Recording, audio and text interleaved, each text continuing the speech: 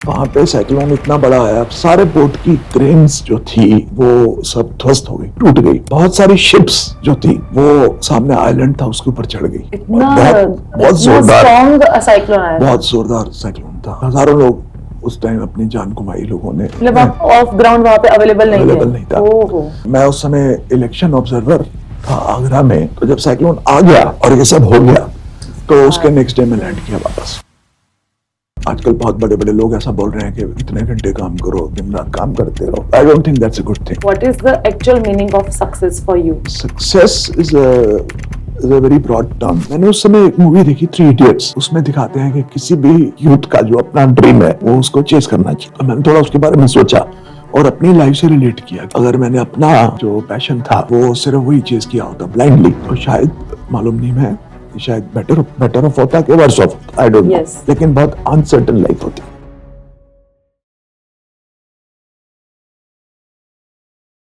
So dream chasers by an IAS officer के first part में हमने बात करी कि एक आईएएस ऑफिसर की करियर जर्नी में there are different phases of posting. For example field posting जो डिस्ट्रिक्ट लेवल पे होता है, then there will be another एक लेवल गेम अप होता है जिसमें स्टेट लेवल पोस्टिंग होता है। सो ये जो पूरा ट्रांजिशन है उसके बारे में हम ये एपिसोड में बात करेंगे कि फील्ड लेवल से, फील्ड पोस्टिंग से अब स्टेट लेवल पे क्या क्या चीजें चेंजेस होती है and what is all the career graph is all about. So sir, welcome back to another episode. और अब हम बात करेंगे जहां तक कि अहमदाबाद डिस्ट्रिक्ट लेवल पे आपका पोस्टिंग था, वहां तक हमने डिस्कस किया हमारे प्रीवियस एपिसोड में। तो उसके बाद आपका स्टेट लेवल पे पोस्टिंग का कैसा एक्सपीरियंस रहा, what are the differences and क्या चैलेंजेस आपने फेस किया? देखिए, जैसे मैंने बताया था पहले भी कि आईएएस ऑफिसर की 30-35 साल की सर्विस होती है। जैसे मेरे केस में 37 ईयर्स मैंने जॉब की। उसके बेसिकली 3 फेजेस होते हैं। पहले इनिशियल फेज जो होता है वो फील्ड लेवल का होता है, जिसमें आप कलेक्टर, डीएम ये सब बनते हो, डीडीओ बनते हो। वो पूरा करने के बाद में, वो सब समझने के बाद में फील्ड की क्या प्रॉब्लम्स हैं, क्या इश्यूज हैं, वो हैंड्स ऑन आपको समझ आती है। और उसके बाद जब आप जाते हैं राज्य सरकार लेवल पे, सेक्रेटेरिएट में, तो आपकी वहाँ पोस्टिंग होती है। और गवर्नमेंट ऑफ इंडिया में भी हो सकती है आपकी पोस्टिंग उस लेवल पे, जहाँ पे आप पॉलिसी डिसीजंस लेने के लिए आप तैयार होते हो।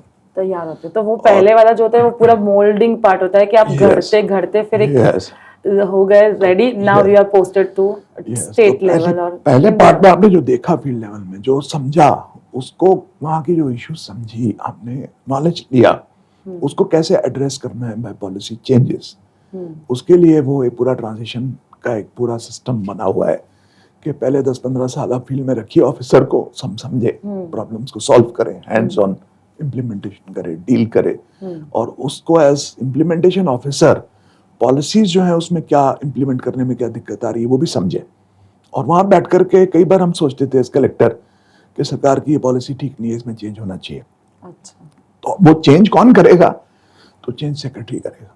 okay. तो बाद में आपको वो मौका देते हैं कि भाई तुम उस टाइम सोचते थे ना चेंज होनी चाहिए, लो अब तुमको हम सेक्रेटरीट ले आते हैं। हाँ. तो ये एक पूरा सिस्टम बना हुआ है ऐसे। पूरा एक्सपीरियंस और उसमें फिर और बाद में जो लास्ट 10 इयर्स हैं उसमें सीनियर लेवल जो पॉलिसी, एक्चुअल पॉलिसी, जहाँ पे आप बिल्कुल कैबिनेट के साथ काम करते हैं, उस लेवल पे आप पहुंचते हैं। तो ये 3 फेजेस बेसिकली होती हैं। तो जैसे अहमदाबाद पोस्टिंग के बाद में मैं सचिवालय गया, गांधीनगर सेक्रेटेरिएट में। ओके। और वहाँ पे मुझे एजुकेशन डिपार्टमेंट में काम मिला। मैं जॉइंट सेक्रेटरी था एजुकेशन में। और मेरा सीनियर टाइम स्केल, जिसमें आप सेक्रेटरी राज्य सरकार में बनते हैं, 16 साल की सर्विस के बाद में, उसमें थोड़ा समय था। तो मैंने वहाँ से, भारत सरकार की पोस्ट है कांडला पोर्ट ट्रस्ट में, डिप्टी चेयरमैन की पोस्ट, तो वो उस समय खाली थी और कोई बहुत लोग जाने को तैयार नहीं थे उस पोस्ट पे। मैंने बोला लेट मी ट्राई दैट। तो कच्छ में है वो जगह, कांडला। तो मैंने अप्लाई किया और कोई और कैंडिडेट था नहीं, तो मेरे को पोस्टिंग मिल गई और मैं जा करके वहाँ पे ज्वाइन कर लिया। And that was one of my most enjoyable phases. 5 years I worked as deputy chairman from the year 1998 to 2003. Okay. तो मैं 5 साल कांडला में रहा और उस दौरान कांडला पोर्ट जो था बहुत प्रोग्रेस कर रहा था। देश का सबसे बड़ा पोर्ट बन गया, सबसे ज्यादा कार्गो वहाँ पे हैंडल हुआ। और एक बहुत टेक्निकल फील्ड था, इंफ्रास्ट्रक्चर के फील्ड में पोर्ट सेक्टर बहुत अलग और फील्ड है। आपके लिए भी पूरा डिफरेंट। हाँ बिल्कुल अलग था, टेक्निकल एक्सपीरियंस। एरिया था। और उधर जब गए हम पोर्ट में तो पहले तो समझ ही नहीं आता था कि क्या टर्म्स हैं, टेक्निकल टर्म्स क्या है, और उसको समझने में बहुत टाइम लगता है। इनिशियल 2-3 महीने तो उसको सीखने में लगते हैं। भारत सरकार का अलग काम करने का तरीका है, मिनिस्ट्री ऑफ शिपिंग में आता है वो। तो हम लोग दिल्ली रिपोर्ट करते थे, तो वहाँ से गांधीनगर आना जाना बिल्कुल बंद हो गया। सिर्फ वहाँ से दिल्ली जाते थे और वहाँ पे हमारे जो पोर्ट ट्रस्ट है, पोर्ट ट्रस्ट का काम था लोकल कार्गो हैंडलिंग का। शिप्स आती थी बहुत, वहाँ पे बहुत कार्गो आता था, और वाडिनार करके एक वहाँ पे लिक्विड कार्गो आता था। और वहाँ पे बेसिकली हमने बहुत फेस किया, जो एक बहुत बड़ा साइक्लोन आया वहाँ पे। कौन से ईयर? जून 98 में। ओह, जैसे ही पोस्टिंग हुआ उसके बाद। और वहाँ पे साइक्लोन इतना बड़ा आया कि सारे पोर्ट की क्रेन्स जो थी, बड़ी बड़ी क्रेन्स, वो सब ध्वस्त हो गई, टूट गई। ओहो। और बहुत सारी शिप्स जो थी वो सामने आइलैंड था उसके ऊपर चढ़ गई, पूरी की पूरी शिप्स। इतना बहुत जोरदार स्ट्रॉन्ग साइक्लोन आया, बहुत जोरदार साइक्लोन था। और हजारों लोग उस टाइम अपनी जान गुमाई, लोगों ने डेड बॉडीज उनकी सामने की तरफ चली गई, बहुत लोग मर गए, पानी भर गया, डूब के मर गए लोग। आसपास जो वहाँ रहते थे पोर्ट वर्कर्स बहुत सारे थे, क्रेन्स टूट गई, रेलवे आपको पहले से लाइंस। कुछ ऐसा नहीं, मतलब लाइक हवामान साइक्लोन की वार्निंग आई थी उस समय, लेकिन उस टाइम जो था ना 98 में इतना प्रिसाइज सिस्टम नहीं था आईएमडी का, तो वो जनरल वार्निंग उस समय दिया करते थे। और मैं उस समय इलेक्शन ऑब्जर्वर था आगरा में, तो मैं वहाँ पे था, और हमारे चेयरमैन उस टाइम टेक्नोक्रेट थे, उन्होंने मतलब आप ऑफ ग्राउंड वहाँ पे अवेलेबल नहीं था। ओहो। तो जब साइक्लोन आ गया और ये सब हो गया, तो उसके नेक्स्ट डे में लैंड किया वापस, और फिर उसको रिहेबिलिटेशन करना, वापस सब चीज़ों को शुरू करने का काम वो मैंने अपने हाथ में लिया। और बहुत ज़्यादा प्रेशर उस समय था, और मतलब एक तरफ बहुत सारे लोगों ने जान गुमा दी थी, उनको देखना, पोर्ट की प्रॉपर्टी को बहुत डैमेज हुआ था।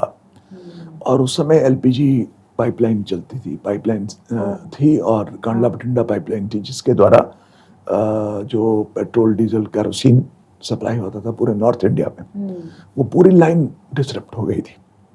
मतलब नॉर्थ इंडिया में पेट्रोल की कमी हो गई थी, पेट्रोल पंप सूख गए थे सारे, इमेजिन, गाड़ियां सब खड़ी हो गई थी, ट्रक वगैरह, डीजल नहीं मिलता था लोगों को, क्योंकि जो केबीजी लाइन थी, कांडला बठिंडा पाइपलाइन जो थी, वो पूरी पाइपलाइन डिसरप्ट हो गई। एक तरफ साइक्लोन का चैलेंज, ऊपर से फिर ये challenges, man power challenges because of the lot of casualties.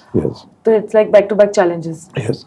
और उससे हम निकलते निकलते पोर्ट को वापस लेकर के आए, और पोर्ट यूजर्स ने, सबने मिलकर, पूरी टीम ने काम किया, बहुत अच्छा काम हुआ। और करते करते नंबर 1 पोर्ट पहुंचे, तो ये बिगने में हुआ, और हमारी टेन्योर के towards the end of my tenure, जनवरी 26, 2001, भूकंप, बहुत बड़ा अर्थक्वेक, जो आप जानते हैं, कच्छ का अर्थक्वेक आया, और उसमें हजारों लोग फिर मर गए, और फिर से पोर्ट को बहुत नुकसान हुआ, पूरी सिटी में बहुत नुकसान हुआ। और पोर्ट की प्रॉपर्टीज करी थी, वेयर हाउसेस थे, क्रेन्स थी, वो फिर से डैमेज हो गई। और उसके बाद में 1 साल और रहा, और फिर से दूसरी बार फिर से पोर्ट को हमने, तो एक बहुत बड़ा पोर्ट था, और बहुत नुकसान हुआ, 2 बार नुकसान हुआ, और नुकसान के बावजूद उसको वापस करना, फिर से गिर जाना, जैसे बोलते हैं हाउस ऑफ कार्ड्स, गिरे वापस खड़े आप कार्ड्स का ही घर बनाते हैं, और फिर वो गिर जाता, फिर बनाना पड़ता है आपको, इट्स लाइक दैट। तो वो एक जो एक्सपीरियंस था, और वो जो प्रेशर्स थे, दे वर ट्रेमेंडस, तो उसमें से निकलना, it was not easy. And this whole 5 years, like पूरे स्टार्टिंग से लेके एंड तक, it was all full of challenges. So 5 साल हम यही करते रहे कि उसको, पोर्ट को ठीक करते रहे, फिर वापस हो गया, फिर ठीक करते रहे, और फिर मुझे बहुत एक्सपीरियंस। बट तो अर्थक्वेक और साइक्लोन के बीच में अगर कंपेयर करें, तो earthquake was more dangerous, right? Yes, more people lost their lives in earthquake, हजारों लोग कच्छ में मर गए थे, उसमें बहुत बड़ा नुकसान हुआ था। तो पूरी सरकार, वो तो फिर पूरा एरिया ही अफेक्टेड हो गया था उसमें तो।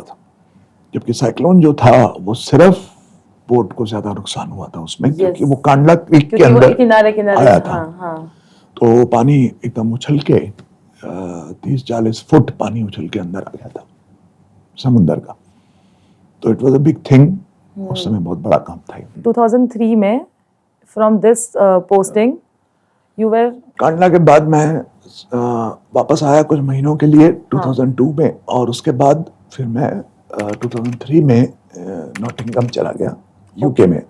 Nottingham UK for study for a training program, Training program. Basically government of India training के लिए भेजती थी ऑफिसर्स को उस समय, और 1 साल का कोर्स था उस समय। एलएलएम किया मैंने, मास्टर्स ऑफ लॉ 1 साल नॉटिंघम यूनिवर्सिटी में, और एज अ स्टूडेंट फिर से स्टूडेंट की लाइफ लीड Experience करी, करी, और बहुत हाँ। मजा आया फिर से। वहाँ पे भी अलग लोगों को मिलना and then knowledge the gain discussion, करना। बिकॉज आई थिंक वहाँ पे क्रॉस स्टडी प्रोग्राम्स वगैरह भी Yes, होते हैं, yes, एक्सपीरियंसेस शेयर करना है ये वो, तो वो एक्सपीरियंस आपका कैसा रहा? बहुत अच्छा था, और one of my best periods of life I would say, कि फिर से एज अ स्टूडेंट आप 12-15 साल की जॉब के बाद फिर से आप 1 साल सरकार आपको बोलती है कि फिर से आप जाकर के सीखो, renew your knowledge, freshen your mind, open up तो योर। वहाँ पे भी फील्ड ट्रिप और प्रैक्टिकल नॉलेज के लिए आपको वहाँ पे लेके जाते होगे ना, लाइक यूके के कोई ऐसा प्रैक्टिकल्स? वहाँ पे ज्यादा क्लासरूम्स और टर्म पेपर्स और इस तरह का था। Okay, ऐसा और program it was a university kind of a thing,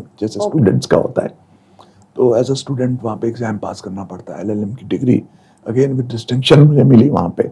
बहुत सारे फॉरेनर्स थे, फॉरेन स्टूडेंट्स थे, सभी लोग, और यंगस्टर्स थे उस समय। तो I was in my late 30s, almost 40, and वो सब 25-30 से 28 साल के सब स्टूडेंट्स थे जो एलएलएम कर रहे थे।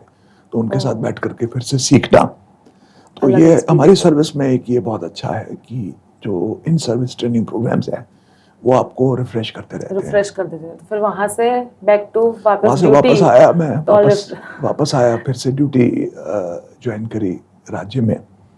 और जॉब वैरायटी इतनी है कि अलग अलग पोस्ट पे आपको काम अलग करने अलग का, पर्सपेक्टिव के हाँ, साथ काम करना पड़ता है। करना पड़ता और है।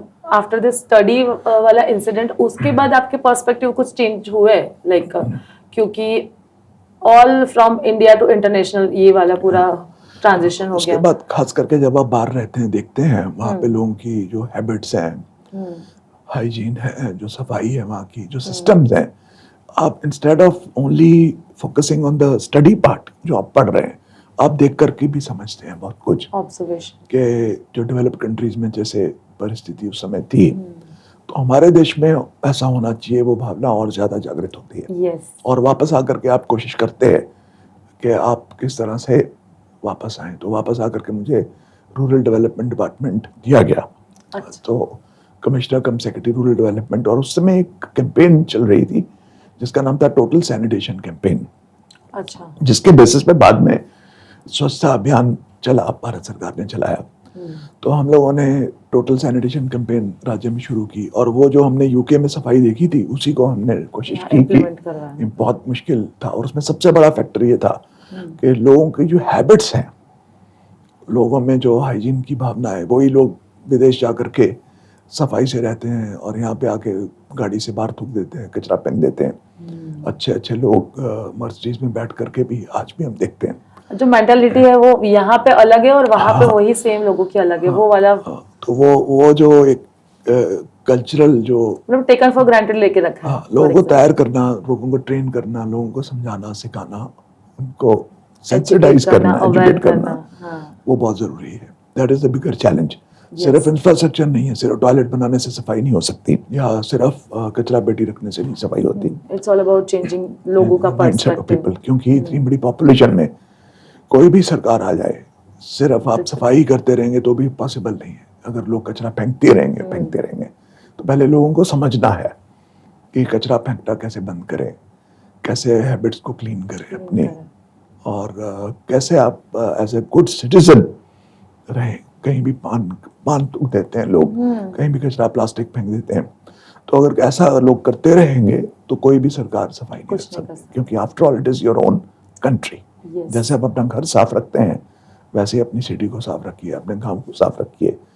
तो उस समय हमने बहुत अच्छी कैंपेन चलाई थी राज्य सरकार में। And this one is from like this one is from 93 no, 2000 this one is from 2003 to 2005-6.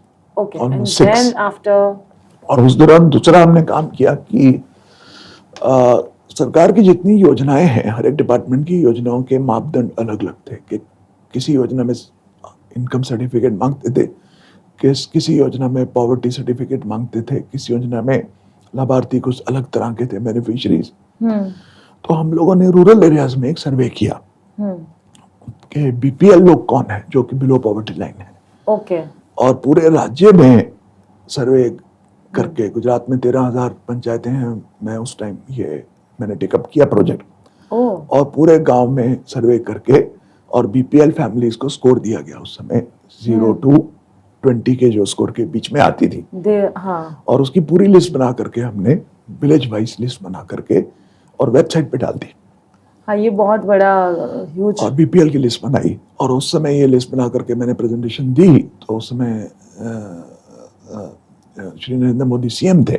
Modi ji ने बोला कि जितने डिपार्टमेंट हैं उनके जो बेनिफिट्स हैं, जो गरीब लोगों के लिए बेनिफिट्स हैं, चाहे वो हाउसिंग है, चाहे वो मेडिकल है, चाहे वो एजुकेशन है, चाहे वो कोई स्कॉलरशिप है, कोई भी बेनिफिट जो पुअर लोगों के लिए है, वो इस लिस्ट के आधार पे आप दीजिए। और सभी डिपार्टमेंट्स को एक इस लिस्ट के साथ उन्होंने लिंक कर दिया। बहुत बड़ा काम किया। तो ये आइडिया कहाँ से आया? ये पूरा मतलब 13,000 कितना बोला आपने? 13,000 गांव थे, 13,000 विलेजेस। तो उसमें ये सर्वे किया गया, और सर्वे करके मतलब हम लोगों ने कंप्यूटराइज की लिस्ट, और कंप्यूटराइज करके हमने एक बहुत अच्छा एक सिस्टम बनाया कि कोई भी डिपार्टमेंट उसको एक्सेस कर सकता है कि किसी भी डिस्ट्रिक्ट के किस तालुका के किस गांव में कितने बीपीएल फैमिलीज कौन गरीब हैं, by name and members of the family. वो लिस्ट आप कंप्यूटर पे देख सकते हैं।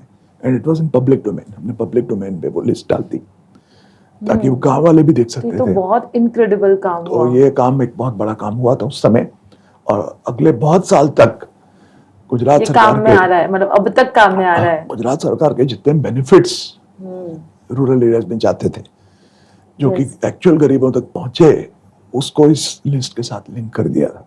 और ये डायनेमिक लिस्ट थी।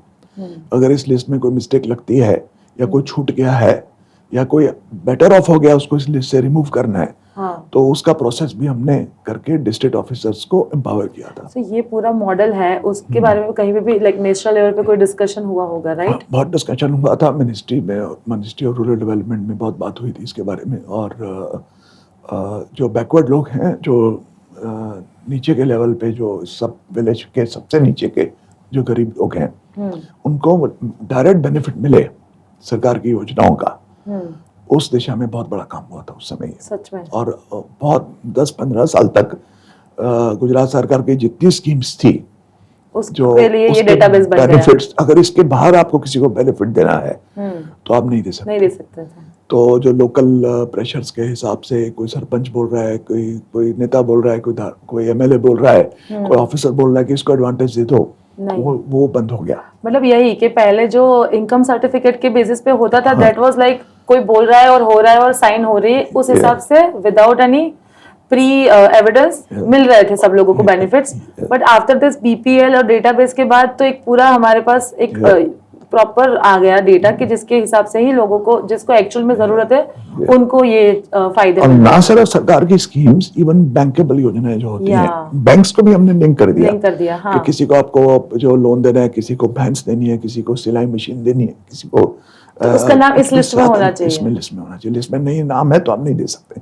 और अगर आपको लिस्ट में नाम नहीं है और आपको लगता है जेन्युइन केस है, तो आपको वो केस पुट अप करना है डीडीओ को, डीडीओ उसको सर्वे करवा के ऐड करवा सकता है। बहुत सही। तो फ्लेक्सिबिलिटी भी दे दी उसको।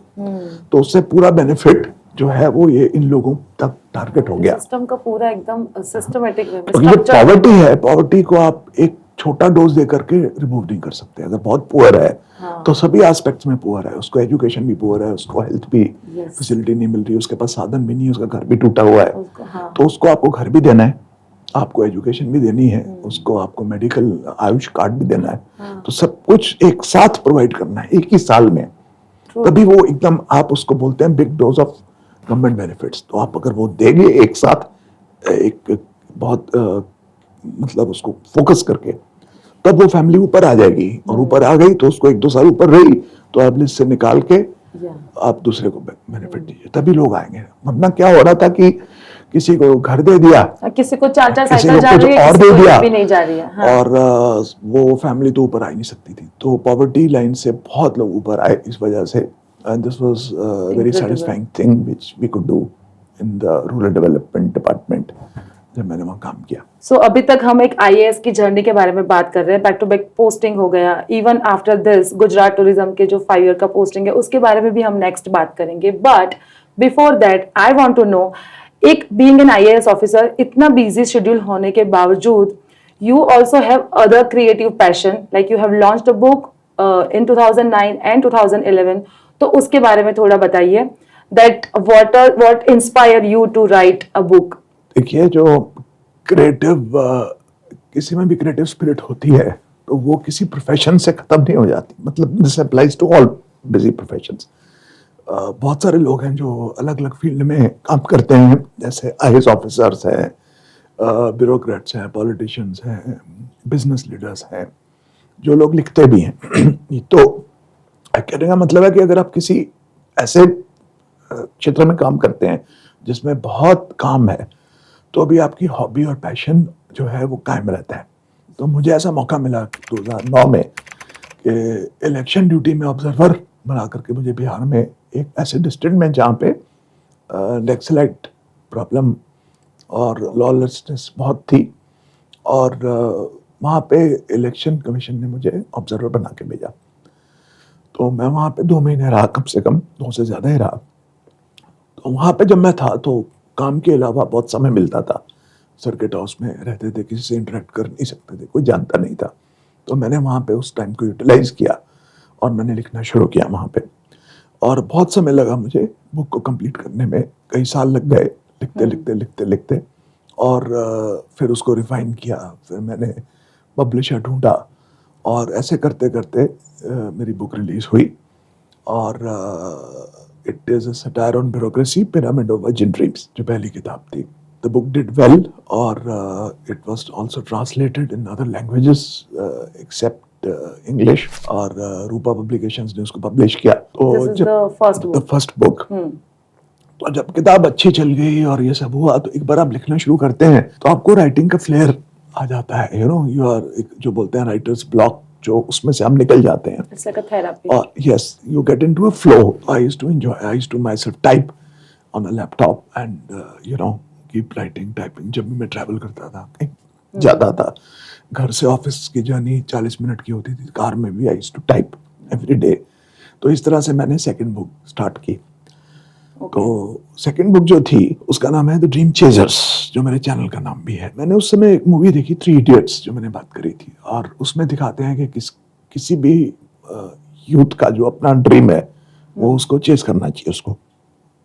तो मैंने थोड़ा उसके बारे में सोचा और अपनी लाइफ से रिलेट किया कि अगर मैंने अपना जो पैशन था वो सिर्फ वही चेज किया होता ब्लाइंडली, तो शायद, मालूम नहीं, मैं शायद बेटर ऑफ होता कि वर्स ऑफ होता, आई डोंट नो, लेकिन बहुत अनसर्टेन लाइफ होती। तो आपके पैशन और ड्रीम्स को आप एक हकीकत की कसौटी पे उसको आप परखिए जब आप यंग है।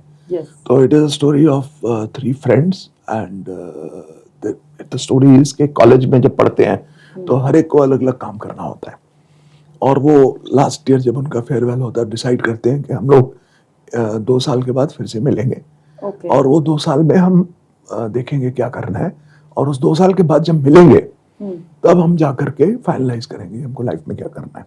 We will test the world outside. तो जब कॉलेज में पढ़ते हैं बच्चे, कोई भी यंगस्टर्स, उनको लगता है कि हम सब कुछ कर सकते हैं, या जो भी उनके मन में आता है। हाँ, वो फेज ही वैसा होता है। और वो इन्फ्लुएंस होते हैं या तो अपने पीयर ग्रुप से, या पेरेंट्स से, या किसी और से इन्फ्लुएंस है, उनको लगता है कि मैं ये बन सकता हूँ, बन सकते हैं, शायद बन भी सकते हूँ, लेकिन वो बन करके क्या वो एक करियर उनको रोजी रोटी दे सकता है? क्या वो स्टेबल है? उसमें कितनी डिग्री ऑफ अनसर्टेनिटी है, कितनी सक्सेस की पॉसिबिलिटी है, और उनमें खुद में क्षमता है कि नहीं? उसको टेस्ट करने के बाद आप अपने ड्रीम को क्रिस्टलाइज करिए, और उसके साथ साथ प्लान भी रखिए कि अगर ये ड्रीम नहीं होता पूरा तो मैं दूसरे ड्रीम में भी जा सकता हूँ, दूसरी जगह भी जा सकता हूँ। तो ऐसा नहीं होता कि एक ही चीज इंसान कर सकता है, और दोनों चीजें अनरिलेटेड भी हो सकती हैं।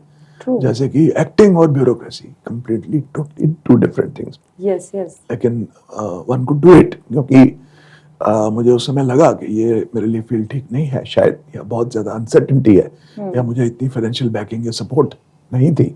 तो मैंने बोला कि इसमें घुस जाएंगे और अगर तो कुछ नहीं आपको चलेगा, रियलिटी चेक reality पहले check। चेक लेना चाहिए, उसके बाद ही you Yes। Have to decide. तो उस कॉन्सेप्ट पे मैंने सेकंड किताब लिखी, the dream chasers. So it was a very satisfying thing. और जब आप लिखते हैं खास करके फिक्शन, तो it is like painting with words.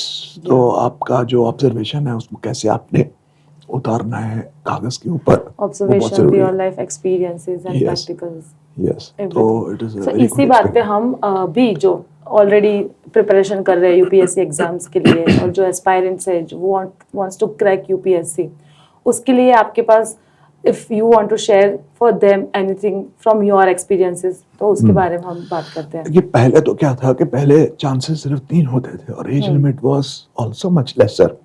Okay. 21 से पहले 26 होती थी, फिर 28 हो गई। तो अभी एज लिमिट भी बढ़ा दी गई है उन्होंने, और नंबर ऑफ चांसेस भी बढ़ा दिए। आई don't think it's a good decision, क्योंकि जो बच्चे हैं, यंगस्टर्स हैं, वो लगे ही रहते हैं इसमें। And then there is a frustration level भी आ जाता है हाँ, आफ्टर और उस लेवल पे पहुंचते हैं कि जहाँ कुछ और कर ही नहीं सकते, क्योंकि उनका वो टाइम पूरा हो जाता है। तो मेरा ऐसा मानना है कि आईएएस के जो एग्जाम है उसकी एज लिमिट कम करनी चाहिए। और जैसे फौज की एज लिमिट, जैसे एनडीए के एग्जाम की एज लिमिट है, बहुत कम है। तो एक्चुअली इसकी एज लिमिट जो ब्रैकेट है वो 20 से 25 होनी चाहिए। आहिस्ता आहिस्ता करें, क्योंकि एक साथ नहीं कर पाएंगे, आहिस्ता आहिस्ता रिड्यूस करके। और number of chances should not be more than 3।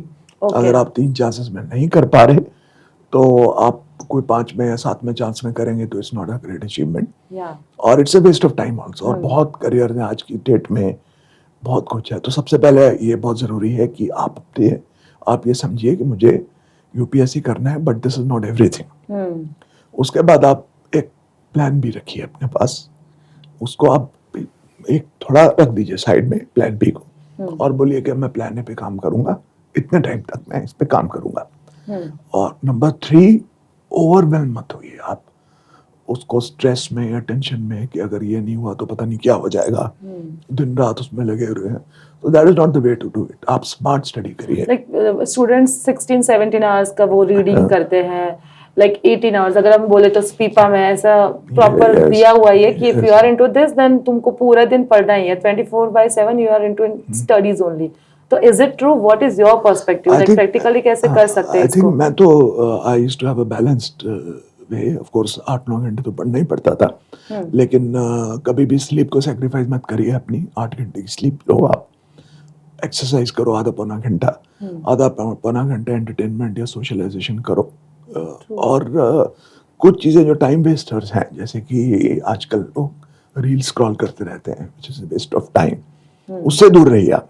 That's a waste of time and it also saps your energy. तो ऐसी चीज़ें करिए, जैसे आप डीप ब्रीदिंग करिए, योगा मेडिटेशन करिए, एक्सरसाइज करिए, अच्छी डाइट खाइए, अच्छे से सोइए, इंटरनेट से दूर रहिए, मतलब सोशल मीडिया से दूर रहें। और आप किसी भी सब्जेक्ट की सिलेक्शन करें तो आप ये देखिए कि जो आपका नेचुरल सब्जेक्ट है, जिसमें आप अच्छे हैं, जो आपको इंटरेस्टिंग लगता है, वो आप लीजिए। और एक बार सिलेक्ट किया तो उसमें आप पढ़ें।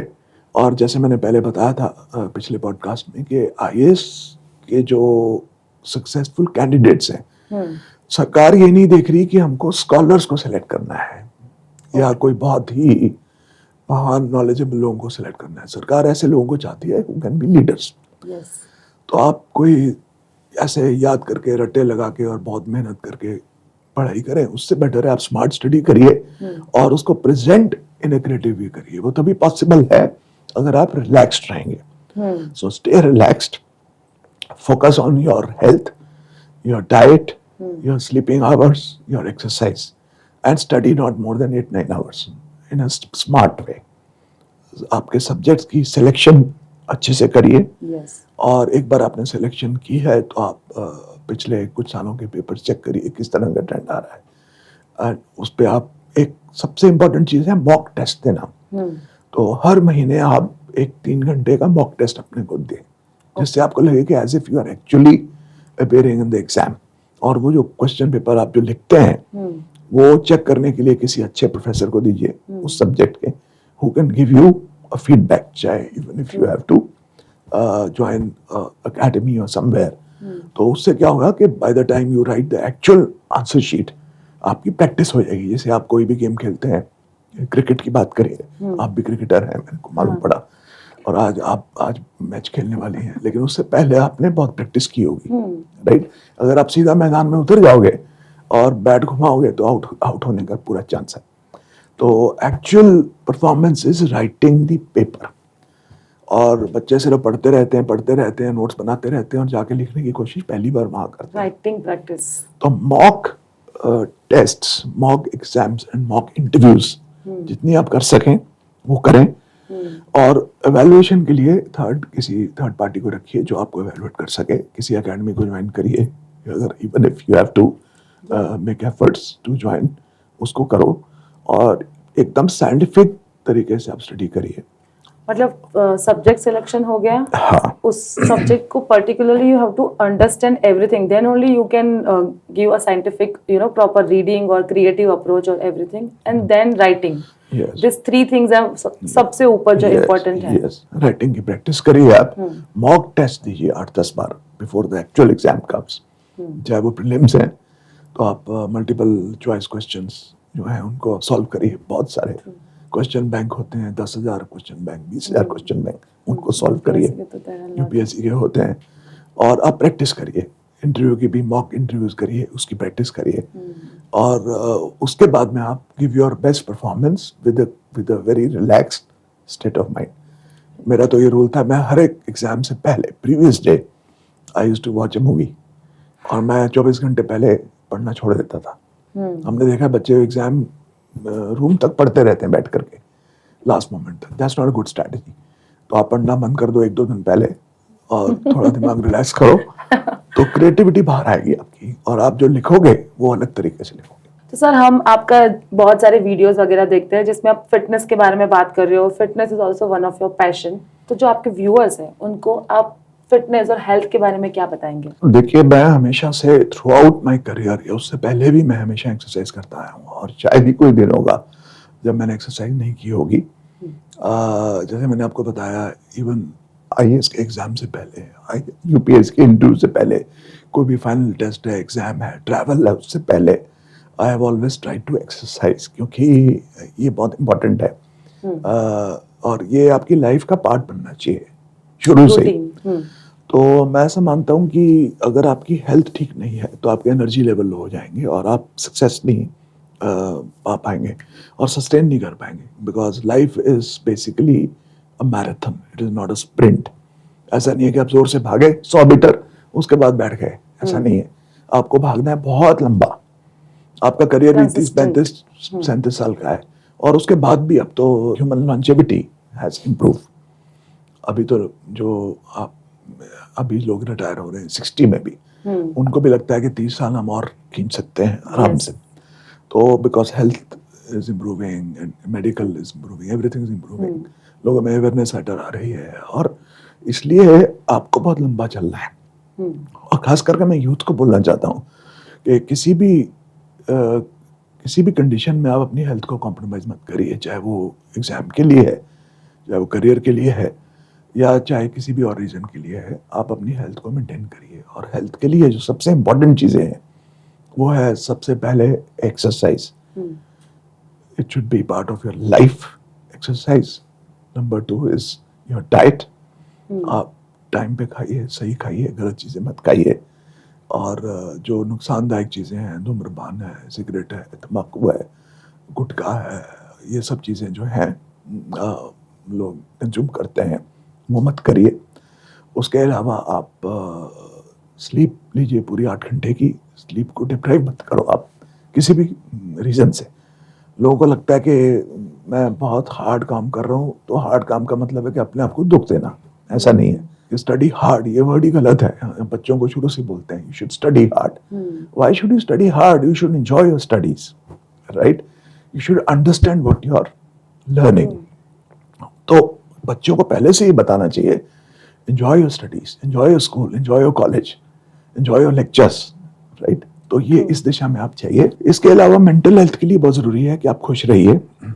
ज़िंदगी में हर एक इंसान की लाइफ में इश्यूज, प्रॉब्लम्स आती हैं, और ऐसा नहीं है, कोई भी इंसान जो आपको दिखता हो कि बहुत सुखी है, उसकी ज़िंदगी में भी प्रॉब्लम है। तो नानक ने बोला था, गुरु नानक ने, नानक दुखिया सब संसार, ये उनका एक उस समय का गुरु नानक देव जी का कोट है। यानी कि हर एक की जिंदगी में किसी न किसी क्षेत्र में प्रॉब्लम आती है। जैसे किसी भी कुंडली होती है ज्योतिष में, देखिए उसमें 12 घर होते हैं कुंडली में। हाँ। तो किसी के संतान की प्रॉब्लम है, किसी को करियर की प्रॉब्लम है, अलग अलग घर है। किसी को अपनी खुद की प्रॉब्लम है, किसी को पैसे की प्रॉब्लम है, किसी को मानसिक तनाव है, किसी को कुछ नहीं है तो उसको भी प्रॉब्लम क्रिएट कर देता है, क्योंकि ह्यूमन माइंड जो है उसको प्रॉब्लम सॉल्विंग चाहिए। मैं बीच में पढ़ रहा था कि बहुत कई ऐसी कंट्रीज हैं, जैसे स्विट्जरलैंड है, यूरोप की ऐसी कंट्रीज हैं जिसमें परफेक्ट डेवलपमेंट हो चुकी है और बहुत ही कम इश्यूज हैं। वहां पे degree of depression is much more, क्योंकि प्रॉब्लम एक्चुअल नहीं है तो दिमाग प्रॉब्लम इनसाइड क्रिएट कर लेता है। तो human mind is such that it needs a problem to be solved. If there is no real problem, it will create a problem for itself. तो आप प्रॉब्लम आपको आती है तो उसको take it as a challenge जिंदगी में। और ये मत सोचिए कि आप स्टूडेंट लाइफ की प्रॉब्लम आ गई, अब हम कॉलेज से निकल जाएंगे तो सब ठीक हो जाएगा, या आईएएस में सिलेक्ट हो जाएंगे, उसके बाद तो मजे ही मजे हैं। ऐसा कुछ नहीं है। बट ऐसे ही क्रिएट करके रखिए ना पूरी सिस्टम के, हाँ, भाई ऐसा ही 10th है। बोर्ड पास कर लो, इसमें इतने परसेंट ला लो तो तुम्हारी लाइफ सेट है, फिर 12th बोर्ड को कर लो, कॉलेज कर लो डिस्ट्रिक्शन से। तो this is all going like since beginning ऐसे ही बना के रखा है। इसीलिए आजकल बच्चों में इतनी इश्यूज आ रही हैं, डिप्रेशन हो रहा है, फ्रस्ट्रेशन हो रही है। अच्छे अच्छे कॉलेजेस में बच्चे, आईआईटीज में बच्चे जाते हैं, सुसाइड कर लेते हैं। इवन अभी तो ऐसे भी केसेस आ रहे हैं कि जिसमें कुछ स्टूडेंट को कुछ ज्यादा वे में कुछ बोल दिया, डांट दिया, then they commit suicide for this. Oh, whatever overreaction है. Because of the that's why stress. mental health comes. This is stress. तो पेरेंटिंग भी बहुत जरूरी है। बच्चों को आप रिलैक्स रखिए। हेवंस विल नॉट फॉल अगर आप आईएएस में सेलेक्ट नहीं भी होते, या अगर आप करियर में आपका स्टार्टअप नहीं भी चलता, पैसे नहीं भी कमाते, आप आईआईटी में नहीं भी आते, जो भी आपका एक गोल है, ड्रीम है, अगर वो नहीं प्राप्त कर पाते उस समय, तो आप बाद में कर पाएंगे। आप अच्छे से चलते रहिए, आराम से पॉजिटिव माइंड लेकर के। So the main thing is कि एफर्ट डालो, रिजल्ट इज सब्जेक्टिव। एब्सोल्युटली ये गीता में भी ये लिखा हुआ है कि आप कर्म कर सकते हैं फल के ऊपर, क्योंकि फल जो है उसमें बहुत सारे फैक्टर्स हैं दुनिया में, इम्पॉन्डरेबल्स बोलते हैं, इतने सारे फैक्टर्स हैं जो डिटरमिन करते हैं। अब मैं आईएएस में सेलेक्ट हो गया, कोई ये नहीं है कि सिर्फ मेरी एफर्ट्स की वजह से हुआ, क्योंकि उस समय 5.5 लाख लोग अपीयर किए थे, और उसमें कौन से परमुटेशन कॉम्बिनेशन, कौन सा पेपर सब्जेक्ट आया, कौन लोग बैठे थे, कैसे रिस्पॉन्ड उन्होंने किया, कौन से क्वेश्चंस भी आए, उसके ऊपर भी डिपेंड करती है। उसके ऊपर डिपेंड करता है। और अब तो 15 लाख लोग अपीयर करते हैं, पहले तो हमारे टाइम 5-5.5 लाख करते थे। 15 लाख में से 100-150 लोग सेलेक्ट होते हैं। आप देखिए रेशो देखिए। तो किसी भी कॉम्पिटिटिव फील्ड में आप जाएंगे, चाहे वो एंकरिंग है, यूट्यूबर्स की बात कर लीजिए, या इन्फ्लुएंसर की बात कर लीजिए, जो टॉप पे लोग हैं, हर एक को लगता है कि मुझे वहीं पहुंचना है। तो आप जो है गोल उसको मत बनाइए, गोल एफर्ट को बनाइए कि मुझे उस फील्ड में जाना है। I have to do my best and I have to keep improving my best, कि मेरा जो बेस्ट है वो आज इस लेवल पे है, तो मेरा बेस्ट इस लेवल पे करना है। True. और जितने लोग टॉप में गए हैं, मोस्ट ऑफ द पीपल से कि मैं यहाँ पे जाने के लिए मैंने काम नहीं किया था, मैंने सिर्फ अपने आप को इम्प्रूव किया था। मैं गोल्फ भी खेलता हूँ, तो गोल्फ में एक बहुत अच्छा कॉन्सेप्ट है कि focus on your own swing. जब आप बॉल रख करके आप स्विंग लेते हैं तो आप हेड डाउन रखते हैं, आप कभी टारगेट की तरफ नहीं देखते। पहले आपने एम सेट कर लिया, उसके बाद में अपना क्लब सेट कर लिया, उसके बाद में जब आपने अपना स्विंग लिया तो आप अपनी स्विंग पे फोकस करते हैं सिर्फ। आप उस पे नहीं करते कि बॉल कितनी दूर गया है। अगर आपकी स्विंग परफेक्ट है और आपका कांटेक्ट ठीक हुआ है तो बॉल ऑटोमेटिकली आगे जाएगा। मतलब effort on the right direction. हाँ, और थोड़ा सा भी इधर उधर हो गया, हवा इधर से ऐसे आ गई तो बॉल आपका बाहर चला जाएगा, फेयरवे से बाहर निकल जाएगा, बंकर में चला जाएगा, और एकदम आप पीछे रह जाएंगे। तो जिंदगी भी ऐसी है। ऐसी है। और सर आपका अगर मैं पूछूं तो पर्सनल लाइफ में what is the actual meaning of success for you? I think success is a very broad term. जैसे आप कॉलेज में जब पढ़ते हैं तो बहुत सारे सब्जेक्ट होते हैं, राइट? जब आप लेट्स से 12th में आप जब पढ़ रहे हैं तो सभी सब्जेक्ट आपको पढ़ाए जाते हैं। आपके पास मैथमेटिक्स भी है, साइंस भी है, हिस्ट्री भी है, पॉलिटिकल साइंस भी है, मतलब सब तरह के 10, 12, 8, 10 सब्जेक्ट आपको पढ़ने पड़ते हैं। इसी तरह से लाइफ के बहुत सारे एस्पेक्ट्स हैं, तो अगर आप सभी एस्पेक्ट्स में अबव एवरेज हैं, 70% प्लस हैं, that means you are successful. लेकिन अगर एक फील्ड में आप 100 हैं और बाकी ज़्यादा फील्ड में आप बहुत पीछे हैं, तो I will not count that. मैंने पीछे बीच में देखा था, बहुत बड़े इंडस्ट्रियलिस्ट राकेश झुनझुनवाला, बहुत करोड़पति अरबपति व्यक्ति, बहुत वेल्थ बनाई, एयरलाइन भी शुरू की, लेकिन लास्ट डेज में he was on a wheel chair at a reasonably young age because of his lifestyle and he passed away.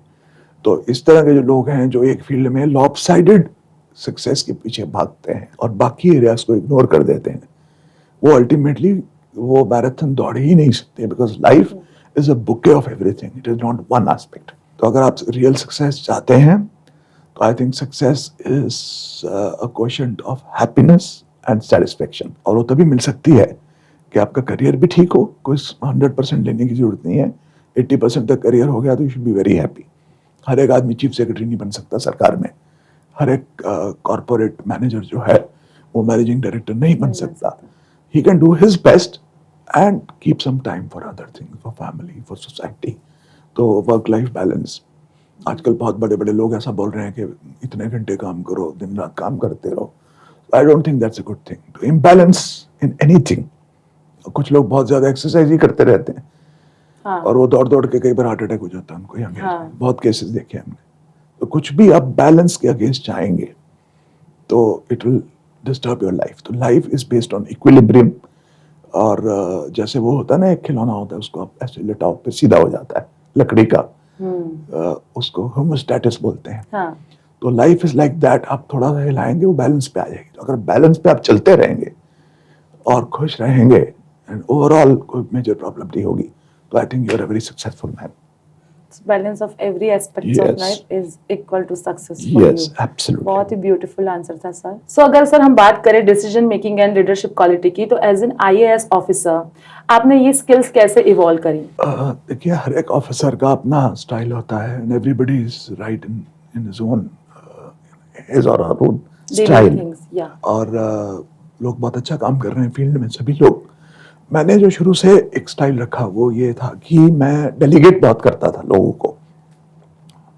I believe in team building, delegation and then accountability. तो मैं जैसे बहुत लंबे लंबे मीटिंग्स कभी भी नहीं करता था। बड़े बड़े अगर कोई बहुत बड़े क्राइसिस भी हो जाते थे तो I will just give pointers to the lower team, क्योंकि अगर आप बहुत ज़्यादा स्पून फीडिंग करेंगे, अगर आपके किचन में आपका कुक है और उसको आप सब कुछ बताओगे कितना नमक डालना है और कितने मसाले डालने हैं और कितने मिनट भूनना है उसको, तो he will not use his mind, वो खुद उसके हिसाब से करेगा।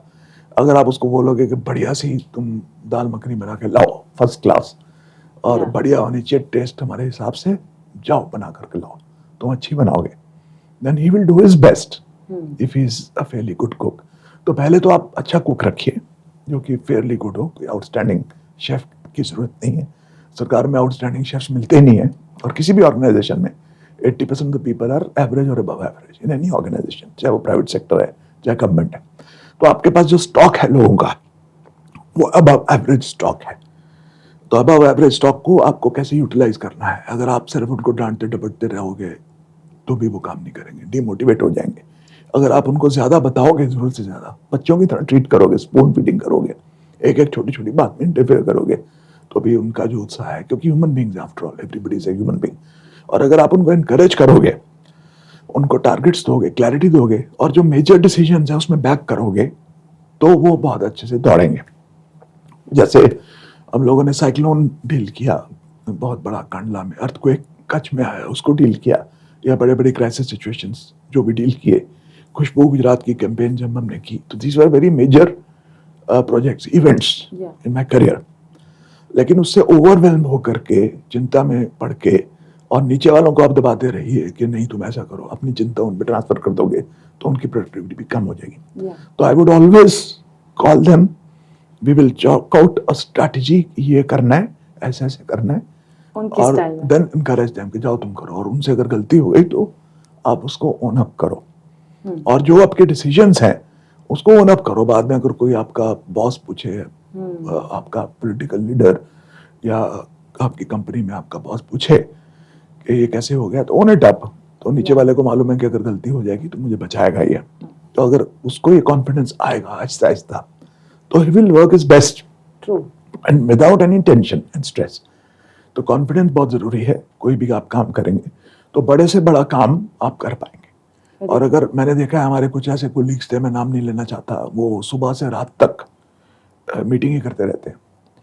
तो मीटिंग के बाद लोग बाहर जाके काम कैसे करेंगे? मीटिंग में बैठे रहेंगे, दरबार लगा के बैठे रहेंगे वो लोग कई घंटों तक, और छोटी छोटी चीज में हिदायतें देंगे डिस्ट्रिक्ट ऑफिसर्स को, कलेक्टर्स को, डीडीओस को। वीडियो कॉन्फ्रेंस ही करते रहेंगे एवरी थर्ड डे। मतलब मैंने भी कोरोना में ड्यूटी करी है गवर्नमेंट में, और हमारी मीटिंग चालू होती थी 5 बजे और वो 8 बजे, 8:30, 9 बजे तक, और 3-4 घंटे तक अगर हम रिव्यू मीटिंग ही करते रहेंगे तो it's like next level stressful situation. हमने भी ऐसी बहुत मीटिंग अटेंड करनी पड़ती थी, बैठना पड़ता था। हमारे कुछ ऐसे चीफ सेक्रेटरीज थे, ऐसे बॉसेस थे, पॉलिटिकल लीडर्स भी कई बार ऐसे हुए हैं जो सुबह से रात तक मीटिंग ही कर रहे हैं बैठ करके, और एक दूसरे को ज्ञान ही दे रहे हैं। अब वी आर डिसीजन मेकर्स किसी भी कंपनी में, ऑर्गेनाइजेशन में, आईएएस में आप देखिए, इवन कॉलेज में, यूनिवर्सिटी में जो डिसीजन मेकर्स हैं, they have to not do a research. उनको कोई बैठ करके उसको इतना घोट के उसमें से वो नहीं करना है कि अर्थ थोड़ी निकालना है उसमें से। आपको एक प्रॉब्लम सॉल्व करनी है, और जो ह्यूमन ब्रेन है उसकी प्रॉब्लम सॉल्विंग प्रोसेस सेम है, चाहे प्रॉब्लम बहुत छोटी हो या बहुत बड़ी हो। अगर आप ये डिसाइड करना चाहते हैं कि मैं आज कौन से कपड़े पहनूंगा, तो वो जो आपका केमिकल प्रोसेस ब्रेन में चलता है उसको डिसाइड करने के लिए वो प्रोसेस सेम है। When you want to compare के मुझे कौन सी गाड़ी खरीदनी है, या मुझे कौन से कंट्री में ट्रैवल करने जाना है, या मुझे डॉक्टर के पास कौन से डॉक्टर को चूज करना है। तो जब आप डिसीजन लेना चाहते हैं, you are choosing between A and B और सी, तो माइंड का जो केमिकल प्रोसेस है वो सेम है, चाहे डिसीजन बड़ा हो या छोटा हो। सिर्फ ये होता है कि जब बहुत बड़ा डिसीजन लेते हैं तो डिसीजन इतना बड़ा है, वो सोच करके हम ओवरवेल्म हो जाते हैं। तो ओवरवेल्म हो जाते हैं तो दिमाग की कैपेसिटी उतनी सप्रेस हो जाती है। अगर आप हर एक डिसीजन को सोचेंगे, ये भी तो डिसीजन ही है कि आपको साइक्लोन में जो साइक्लोन शेल्टर है वो कहाँ बनाना है, राइट? या लॉ एंड ऑर्डर में आप कहीं पे राइट्स हो गए तो आपको किस आदमी को अरेस्ट करना है, या आपको फायरिंग का ऑर्डर कहाँ पे देना है। These are all decisions.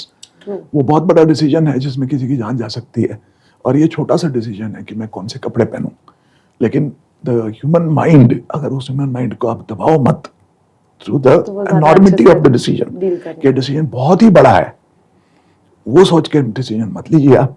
ये भी डिसीजन है, वो भी डिसीजन है, तो आप डिसीजन ले पाएंगे आराम से। उसके प्रोस कॉन सोचिए, और जितना बेस्ट पॉसिबल प्रेजेंट इन्फॉर्मेशन है उसके हिसाब से आप डिसाइड करिए। और अगर आपको डिसाइड नहीं करना, then you decide not to decide, वो भी एक डिसीजन है, ठीक है?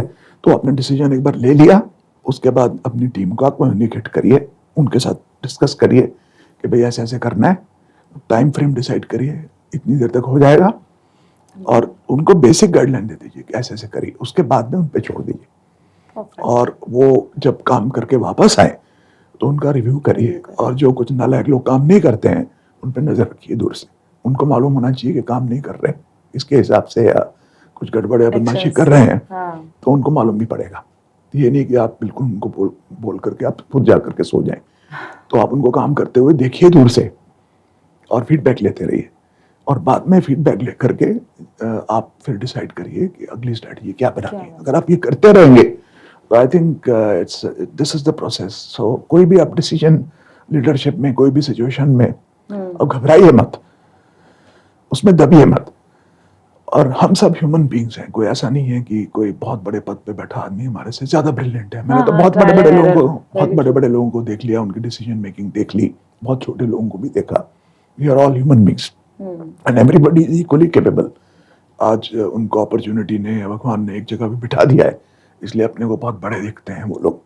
तो बहुत बड़े लोगों से, बहुत बड़ी सिचुएशन से आपको दबना नहीं है, आपको अपने विवेक से काम लेकर के रिलैक्स वे में काम करना है। तो I think you will always fair very well in your career. True sir.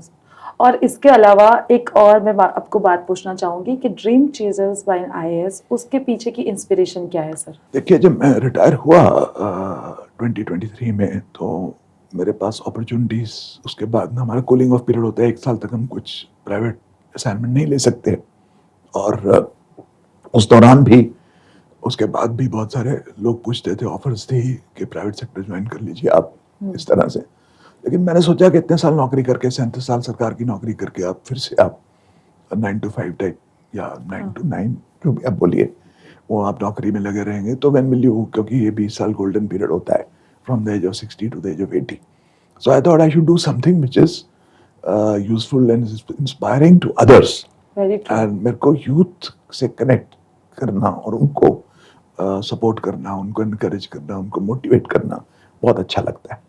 और मैं बहुत सारी जगह जाता हूँ, टॉक्स देता हूँ, बात करता हूँ, कॉलेजेस में भी जाता हूँ, तो मुझे यूथ के साथ कनेक्ट करना बहुत अच्छा लगता है। तो मुझे लगा कि इंडियन यूथ, खास करके middle class, lower middle class जो यंगस्टर्स हैं, उनमें बहुत कंफ्यूजन है और बहुत सारी चॉइसेस आज के ज़माने में है। So they don't know what to do, they don't know the actual road map, कैसे जाना है। यस, और उनमें बहुत निराशा, कुछ लोगों में फ्रस्ट्रेशन, आपको ऐसी चीज़ें देखने को मिलती हैं। तो let me contribute with my experience, जो मैं ज़िंदगी में जो भी मैंने सक्सेस पाई, 37 ईयर्स मैंने IAS में नौकरी की, उसमें जो जाना समझा, मैंने देखा कि कैसे लोग सक्सेसफुल होते हैं, उन एक्सपीरियंस को कैसे लोगों के साथ शेयर करूं, खास करके यंगस्टर्स के साथ। इसीलिए मैंने इस चैनल को हिंदी में मैंने बनाया है। और मैं ड्रीम चेजर्स यूट्यूब पे चैनल है, तो उस पर मैं हफ्ते 10 दिन 15 दिन में अलग अलग टॉपिक्स पे, फिटनेस पे, एक्सरसाइज पे, डाइट पे, करियर पे, करियर या दोस्ती, इस तरह के वीडियोस में मैं डालता हूँ कि आपको क्या चूज करना चाहिए, नौकरी या बिजनेस क्या करना चाहिए, स्टार्टअप करना चाहिए, तो कि उसमें क्या आपको सोचना चाहिए। तो यंगस्टर्स को किस तरह से even this will also help the young IAS और IPS ऑफिसर, क्योंकि उनका जो स्टार्टिंग का इनिशियल फेज है, दैट तो anyways they can also look up to you. Absolutely. तो मैं बहुत बार मसूरी एकेडमी जो हमारी, वहाँ भी जाता हूँ लेक्चर देने। पहले मैं पीपा में था, Sardar Patel institute of public administration, Gujarat सरकार का ट्रेनिंग इंस्टीट्यूट है, तो वहाँ भी मैं मेंटर करता था। तो I think I like mentoring, I like encouraging the youth and trying to share my own experiences, stories, whatever they are, to the youngsters, ताकि उन लोगों को एक दिशा मिले और वो आगे बढ़ सके। So on that note, sir, it was wonderful discussion with you on all the insightful topics, be it life, struggles, challenges, and जो youth आपको अभी देख रहा है वो definitely आपसे inspired होगा। मैं तो totally inspired हो चुकी हूँ। Looking forward to more such discussion on Dream Chasers by an IAS officer. Thank you very much.